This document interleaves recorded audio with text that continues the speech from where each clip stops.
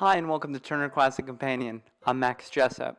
I would be remiss if we did not celebrate and honor and memorialize the work, the life, the career of one Gene Hackman, who's passed away today at age 95.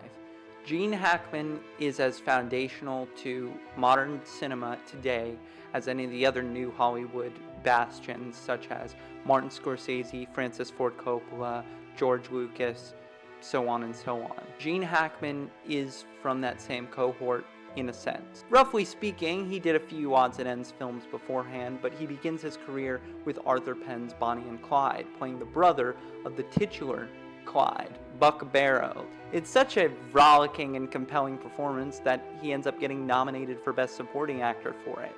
He then plays in a bunch of roles opposite Robert Redford, Burt Lancaster, before landing his very own vehicle, The French Connection, from William Friedkin. This is kind of the turning point for him, and for William Friedkin. William Friedkin's like a couple years out before Exorcist.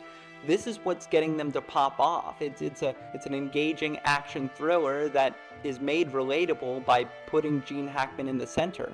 A guy who kind of just looks like a guy, which kind of becomes his calling card. It becomes his brand, that in such a way that I think owes to his success. This obviously ends up being the angle his career takes, especially with his next big role, which is Francis Ford Coppola's The Conversation, a wonderful thriller that locks into the fear of surveillance, the idea that is someone watching me.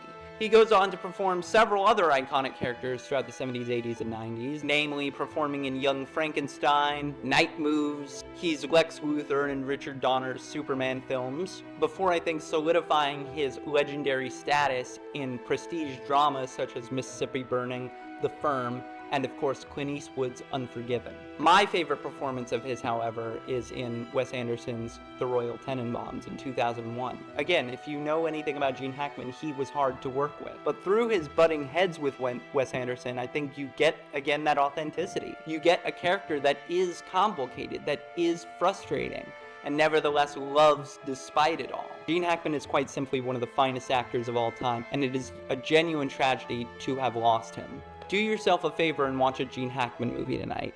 The Conversation's on Criterion right now. Superman is always playing on Max. There's no excuse. We express our great condolences to everyone who was close to him, and we are truly blessed to have witnessed his great talent across the years. Thank you for watching Turner Classic Companion, your one-stop shop for what plays on TCM, the Criterion channel, wherever you find amazing classic films. Thank you.